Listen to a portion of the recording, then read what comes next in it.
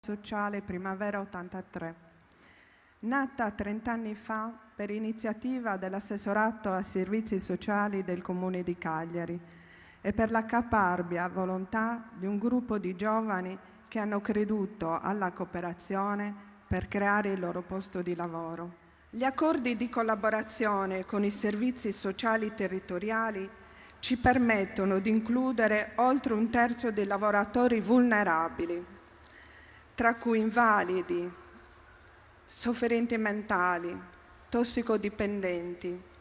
Santo Padre, la sua presenza e soprattutto la sua preghiera ci sono di grande incoraggiamento per continuare con fiducia e determinazione il nostro lavoro imprenditoriale. Grazie, Santità.